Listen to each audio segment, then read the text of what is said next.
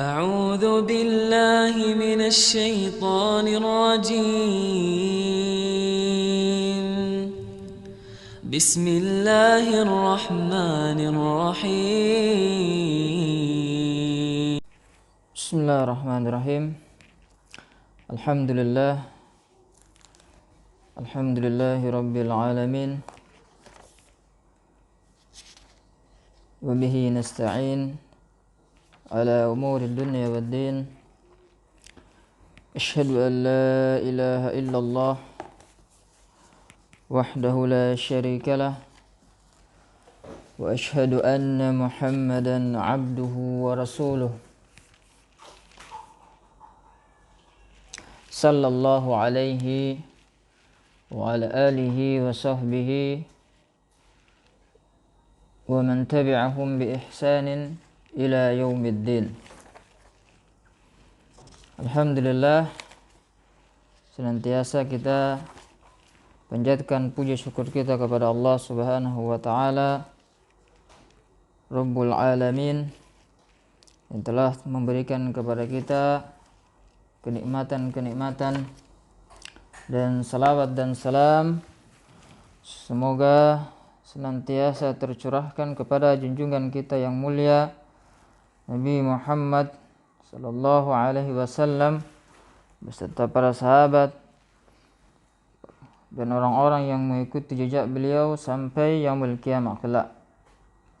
Alhamdulillah, pada hari ini kembali kita melanjutkan mempelajari kitab Al-Fiqh Al-Muyassar fi Daw'il Kitab was Sunnah, kitab Fikih Muyassar karangan Nukhbah minal Ulama.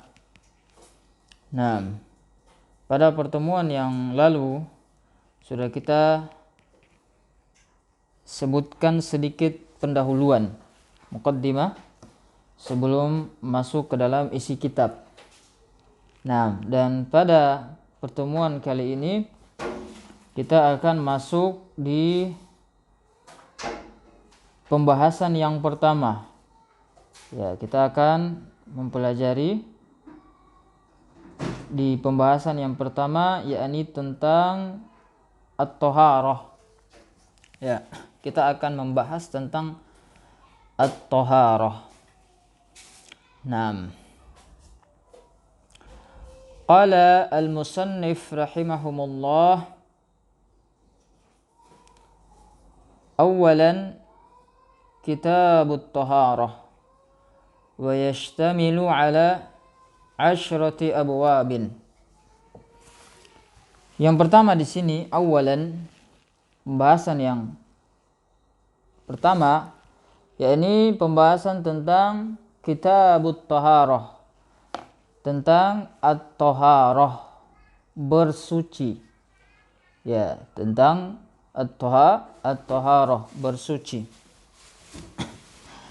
Kalau kita membuka kitab-kitab fikih yang ditulis oleh para ulama, ya, itu kita akan mendapati, ya, di pembahasan yang pertama yang mereka bahas dalam kitab fikih mereka, rata-rata itu mereka membahas tentang at-taharah.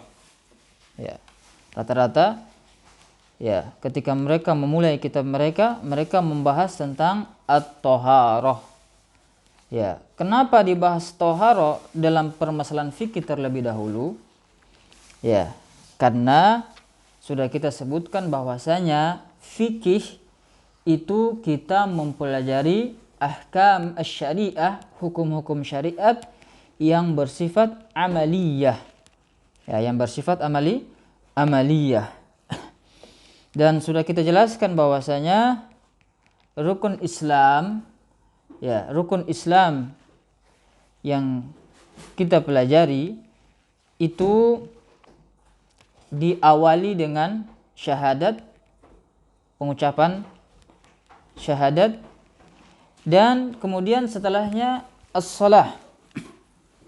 Ya, as-salah. As-salah, ya, salat itu tidak bisa kita lakukan kecuali harus dengan bersuci terlebih dahulu.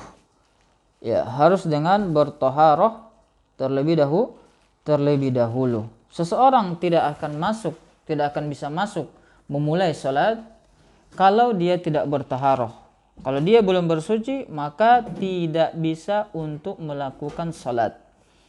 Oleh karenanya apa? Oleh karenanya pembahasan yang di awal yang dibahas dalam pembahasan fikih yaitu tentang at-taharah, tentang bersuci. Kenapa? Karena taharah ini merupakan kunci dari salat. Ya, kunci dari salat. Ya. Nah, ya itulah kenapa pembahasan at-taharah itu dibahas di permasalahan fikih di awal-awal kitab. Ya. Kemudian apa? Di dalam kitab at-taharah di sini pembahasan taharah itu ada 10 bab yang akan dibahas di kitab ini. Ada 10 bab yang akan dibahas. Ya, di bab yang pertama yang dibahas tentang ahkamit taharah wal miyah. Ya, di bab yang pertama tadi ada 10 bab. Di bab yang pertama ini akan dibahas tentang hukum taharah dan hukum dari air. Ya, hukum-hukum dari taharah dan hukum-hukum dari air. Ya. Wa fihi iddatu masail. Dan pada pembahasan ini ada beberapa permasalahan yang akan dibahas. Ya, ada beberapa permasalahan yang akan dibahas. Jadi intinya di babul awal di sini ini akan kita singgung ya yang akan dibahas di sini yakni tentang hukum-hukum taharah, apa-apa saja yang berkaitan dengan taharah. Kemudian akan dibahas pula tentang hukum-hukum tentang air. Ya, karena ada air yang bisa digunakan untuk berwudu. Ada juga air yang tidak bisa digunakan untuk berwudu. Ya, nanti akan dibahas di pembahasan setelahnya. Nah, kita masuk ke permasalahan yang pertama. Al-mas'alatul ula. Ya, al-mas'alatul ula, permasalahan yang pertama. Fit ta'rif bit taharah wa bayani ahammiyatiha wa aqsamiha.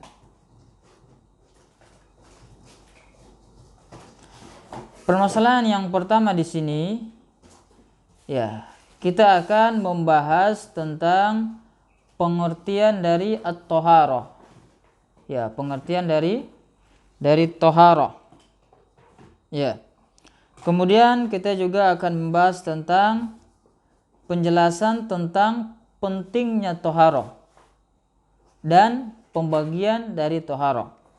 Ya, jadi kita akan bahas tentang ta'rif, definisi dari taharah itu apa.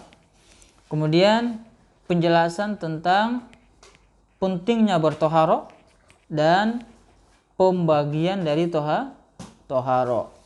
Nah, yang pertama, ahammiyatut taharah wa aqsamuha. Pentingnya bertaharah dan pembagian dari at-taharah. Apa pentingnya taharah tersebut? Ya. At-taharatu hiya miftahus salati wa akadu syurutiha wa syartu la budda an yataqaddama 'ala al-masyrut. Ya, taharah ya itu merupakan miftah as-salah, merupakan kunci dari salat. Ya, sebagaimana rumah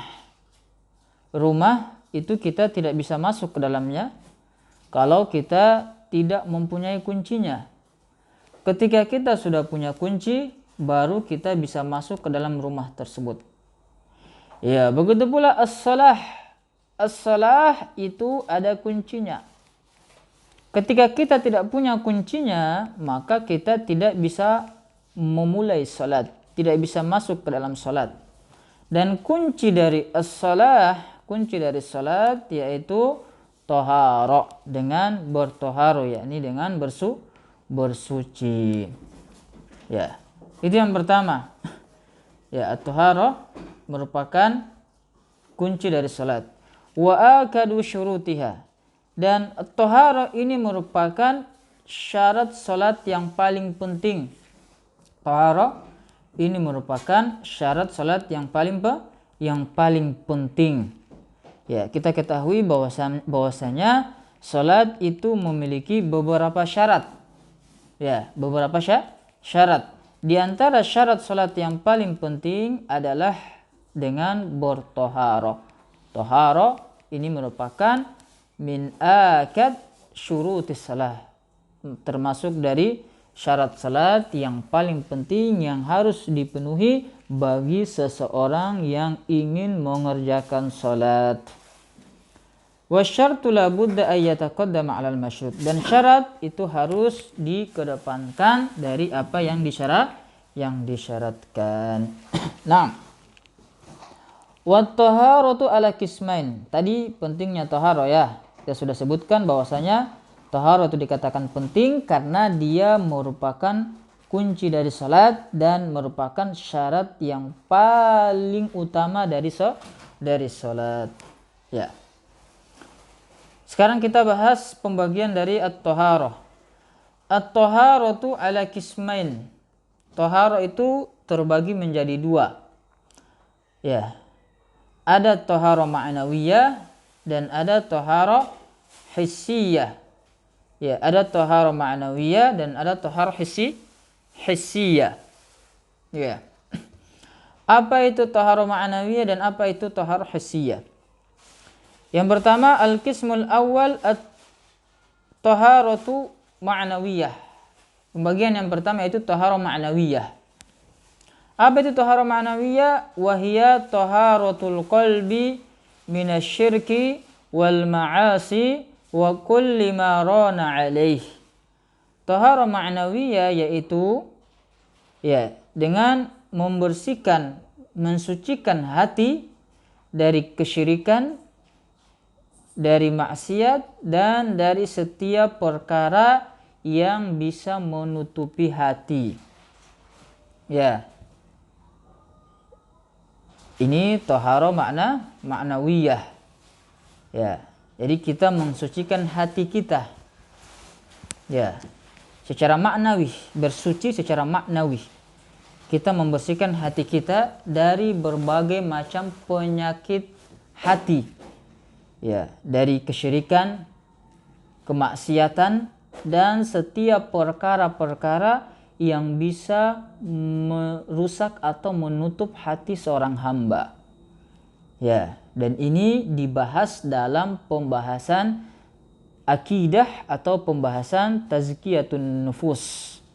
Ya, cara membersihkan hati, cara menjadikan hati seseorang menjadi hati yang hidup, ya, menjadi hati yang selamat, ya. Nah, dan taharah ma'nawi ini tidak dibahas dalam pembahasan fikih, ya, tidak dibahas dalam pembahasan fikih. Cuman karena disebutkan pembagian taharah, ya, lalu musannif mereka menyebutkan jenis dari taharah ini, yakni taharah ma'nawi. Wahia ahammu min taharatil badan, dan taharah ma'nawi ini lebih penting dibanding taharah badan. Ya, taharah ma'nawi ini lebih penting dibandingkan taharah badan. Ya, kenapa? Wala yumkinu an tatahaqqaqa taharatul badan ma'a wujudin najisi syirki, dan tidak mungkin terrealisasikan taharah badan bersama dengan adanya najis syirik. Ya, seseorang tidak mungkin tidak bisa ya untuk merealisasikan taharah badan bersamaan ada najis syirik pada dirinya. Ya. Maksudnya apa? Bersamaan ada kesyirikan dalam keyakinan dia.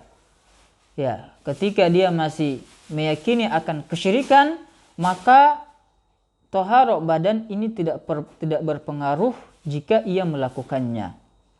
Ya, kama qala ta'ala, sebagaimana Allah Ta'ala berfirman, innamal musyrikuna najas. Sesungguhnya orang-orang musyrik itu najis. Ya, orang-orang musyrik itu najis bukan badan mereka yang najis. Bukan di tubuh mereka ada najis, bukan. Tetapi keyakinan yang ada pada mereka ini yang disebut najis. Ya, maka orang musyrik walaupun mereka melakukan taharah badan itu tidak dianggap. Kenapa? Karena masih ada najis syirik pada diri mereka. Maka terlebih dahulu mereka harus membersihkan najis syirik tersebut dengan melakukan taharah ma'nawi. Ya. Nah, ini jenis yang pertama. Jadi taharah ma'nawi itu pembahasannya dalam pembahasan akidah, ya, membahas tentang syirik, tauhid, ya, begitu pula pembahasan tazkiyatun nafas, cara membersihkan hati. Adapun yang masuk dalam pembahasan fikih, yakni taharah jenis yang kedua. Al-qismu tsani at-taharatul hissiyah. Wa sayati tafsilul qaul fiha fil asturit taliyah. Jenis taharah yang kedua yakni taharah indrawi, hissiyah, hissi. Yakni taharah secara indrawi. Ya, dan ini yang dibahas dalam pembahasan kita, ya. Dan akan datang rincian dari pembahasan ini di baris-baris berikutnya.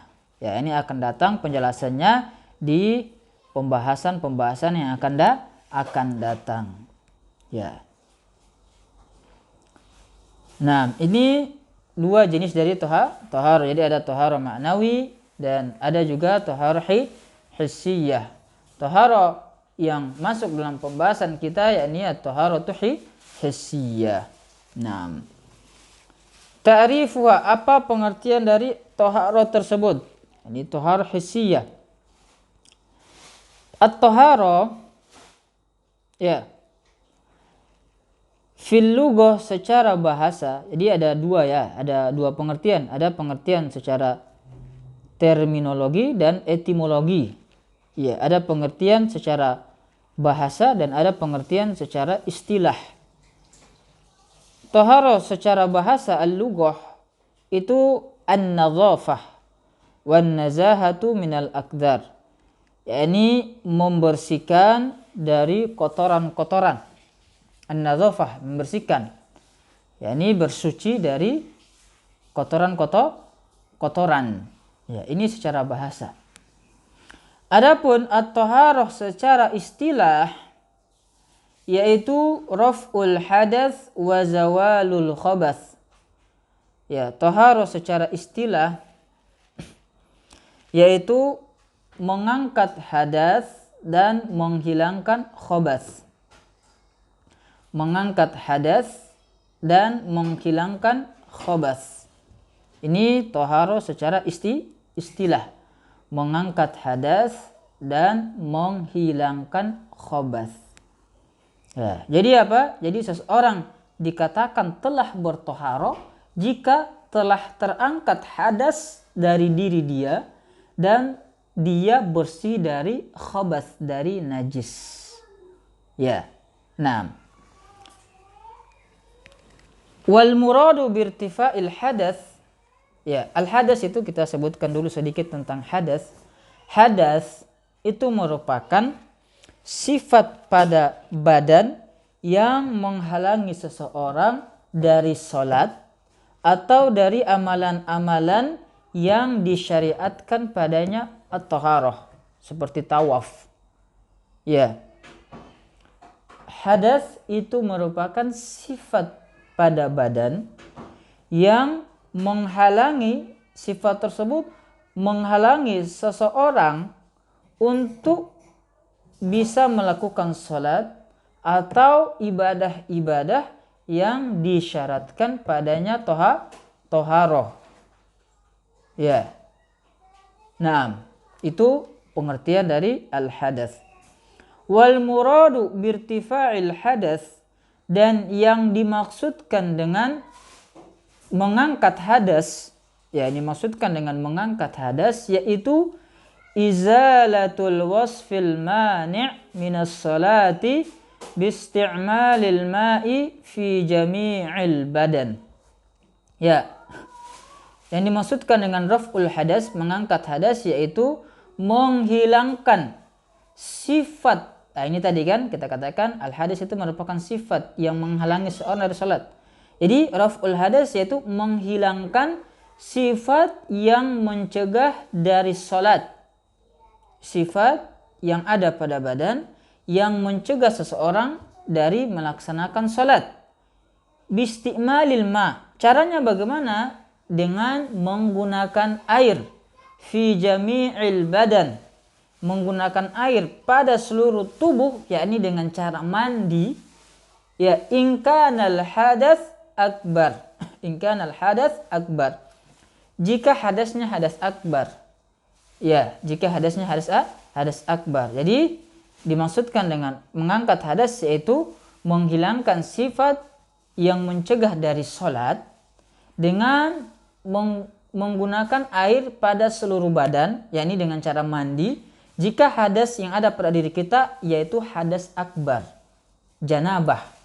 Ya, wa in kana hadatsan asghar, tetapi jika hadasnya hadas asghar, yakfi mururuhu ala a'dha'il wudu biniyah. Ya, jika hadasnya hadas asghar, ya maka cukup untuk melewatkan air pada anggota-anggota wudu dengan niat, yakni dengan cara berwudu. Ya, dengan cara berwudu. Ya. Kita ulang. Jadi yang dimaksud dengan mengangkat hadas yaitu dengan cara menghilangkan sifat yang ada pada badan. Tadi hadas tadi, sifat yang ada pada badan yang mencegah seseorang dari bisa melakukan salat. Ya, caranya bagaimana? Dengan cara menggunakan air, mengguyurkan air ke seluruh tubuh, yakni dengan cara mandi. Jika hadas yang ada pada diri kita hadas akbar. Ya, tetapi jika hadas yang ada pada kita hadas asghar, maka cukup kita mengalirkan air ke anggota wudu dengan niat. Yakni apa? Cukup kita berwudu jika hadas yang ada pada kita hadas asghar. Hadas akbar itu contohnya ketika seorang berjima. Ya, ketika seorang berjima maka dia telah berhadas akbar. Ya, seorang selesai berjima, ya sudah sudah masuk gayung ke dalam sumur, maka dia telah terkena hadas akbar. Ketika dia sudah ada hadas akbar pada diri dia, maka dia harus mandi untuk mengangkat hadas tersebut. Ya. Tetapi jika dia hadas asghar, hadas kecil, contohnya seperti seorang buang air atau seorang buang air kentut, maka ketika dia kentut maka sudah berhadas asghar, sudah ada hadas kecil pada diri dia. Maka bagaimana dia mengangkat hadas asghar tersebut? Yakni dengan cara dia mengguyurkan air ke anggota-anggota wudu, yakni dengan cara dia berwudu agar terangkat hadas tersebut. Ya. Wa qala wa in faqadal ma'u aw ajiza anhu istamala ma yanubu anhu. Ya. Dan tetapi jika, ya, ini tadi ketika ada air. Akan tetapi ketika dia tidak mendapati air, seseorang ingin bertoharo tapi tidak mendapatkan air, dia ingin mengangkat hadas pada diri dia, tapi dia tidak mendapati air, atau dia lemah sakit tidak bisa menggunakan air, maka apa? Istamala ma yanubu anhu, dia bisa menggunakan apa yang menggantikan dari air tersebut, yaitu apa? Wahwa turab, yaitu dengan menggunakan tanah. Ya, dengan menggunakan tanah. Ala sifatil ma'muri biha syar'an. Ya, menggunakan tanah dengan cara yang diajarkan oleh syariat. Ya, dengan cara yang diajarkan oleh syariat. Wa sayati dzikruha insyaallah taala fi babi tayammum. Yakni ya akan datang penjelasannya di penjelasan tayamum. Ya. Jadi ketika seorang tidak bisa menggunakan air atau tidak mendapati air, dia ingin bertoharo, ingin mengangkat hadas, ya, tapi dia tidak mendapati air, maka dia bisa menggantinya dengan menggunakan tanah, yakni dengan cara bertayamum. Nanti pembahasan tayamum akan kita bahas di pembahasan yang akan datang. Nah, itu yang dimaksudkan dengan raf'ul hadas. Tadi kan pengertian toharo raf'ul hadas wa zawalul khabas. Yang dimaksudkan dengan raf'ul hadas tadi, ya sudah kita jelaskan tadi. Nah, sekarang yang dimaksudkan dengan zawalul khabas, menghilangkan khabas. Ya, yang menghilangkan khabas. Khabas itu maknanya najis, yakni menghilangkan najis. Wal muradu bi zawalil khabas, dan yang dimaksudkan dengan menghilangkan khabas ay zawalun najasa minal badani was thawbi wal makan. Ya, dimaksudkan dengan menghilangkan khabas atau najis yaitu dengan menghilangkan najis pada badan kita. Ya, menghilangkan najis pada badan kita. Ya. Atau pada pakaian kita. Pada pakaian kita.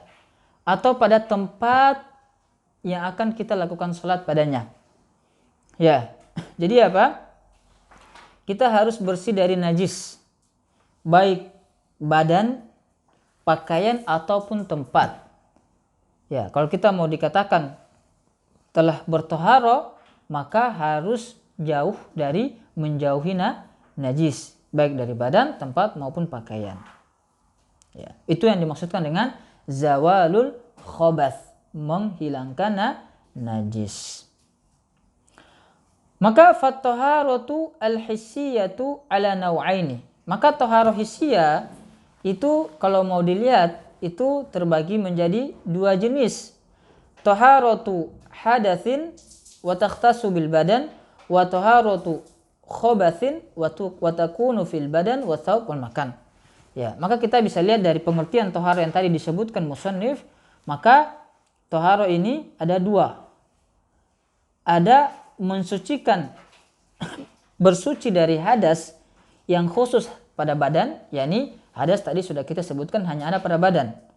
Dan bersuci dari najis, ya, yakni pada badan, pakaian dan tempat.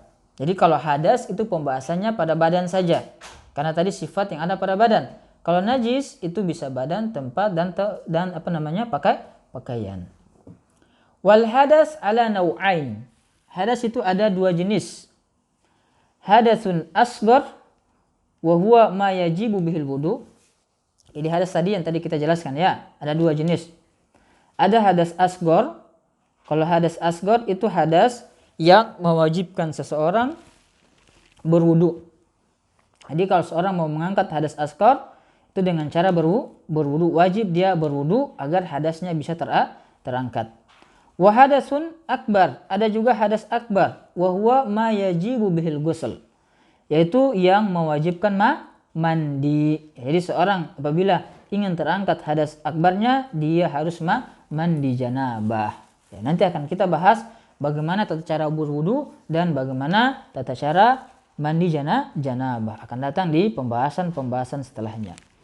Wal khabas ala salasati anwa. Khabas itu ada tiga jenis. Ya, ada khabas yajibu ghusluhu, ada najis yang wajib untuk dicuci. Najis yang harus cara mensucikannya, cara membersihkannya itu dengan cara dicuci. Ya. Wa khabas yajibu nadhuhu. Ada juga najis yang cara membersihkannya dengan cara dipersihkan. Ya, dengan cara cukup dipersihkan itu najisnya sudah bisa bersih. Wa khabasun yajibu mashuhu. Dan ada khabas, ada najis yang wajib untuk diusap. Ya, cukup kita usap maka bisa bersih najisnya. Nah, ini sedikit pembahasan tentang at-toharo. Ya, jadi kesimpulannya di pembahasan ini, pembahasan yang pertama di sini yang kita bahas, ya, ada pengertian toharo, pembagian toharo dan pentingnya toharo. Yang tadi kita sudah sebutkan pentingnya toharo karena toharo itu merupakan kunci dari sholat. ya merupakan kunci dan syarat yang paling penting dari salat. Makanya penting bagi seorang untuk bertaharah. Itu yang pertama. Yang kedua, taharah itu ada dua, ada taharah ma'nawiyah, ada taharah hissiyah. Ya, taharah yang masuk dalam pembahasan kita ini taharah hissiyah. Ya, kemudian tadi pengertian taharah sudah kita sebutkan pengertiannya. At-taharah secara bahasa itu an-nazafah, membersihkan, mensucikan. Ya, bersuci ya. Adapun taharah secara istilah yaitu raf'ul hadas wa zawalul khabas, mengangkat hadas dan menghilangkan khabas. Jadi seseorang dikatakan bertaharah, dia harus mengangkat hadas yang ada pada badan dia, dan dia juga harus membersihkan najis ya dari badan, pakaian dan tempat. Ya. Hadas ada yang hadas akbar, ada yang hadas asghar. Najis ya, ada yang dibersihkan dengan cara dicuci, ada juga yang dibersihkan bisa dengan dipercikan, atau ada juga yang najis tersebut dibersihkan dengan cara diusap. Ya. Mungkin ini saja yang bisa kita bahas pada pertemuan kali ini. Insyaallah taala ya, untuk pembahasan setelahnya akan kita bahas pada pertemuan berikutnya. Ya, di pertemuan berikutnya insyaallah taala kita akan membahas tentang air. Ya, air apa saja yang bisa digunakan untuk bertaharah. Tadi kan kita sebutkan bahwasanya air ya itu merupakan sarana yang bisa digunakan untuk bersuci, untuk mengangkat hadas. Nah, nanti akan kita bahas di permasalahan yang kedua, air apa saja yang bisa digunakan untuk bertaharah. Ya. Mungkin ini saja yang bisa kita sampaikan. Naktafi bihadza, subhanakallahumma bihamdik, asyhadu an la ilaha illa anta, astaghfiruka wa atubu ilaik. Assalamualaikum warahmatullahi wabarakatuh.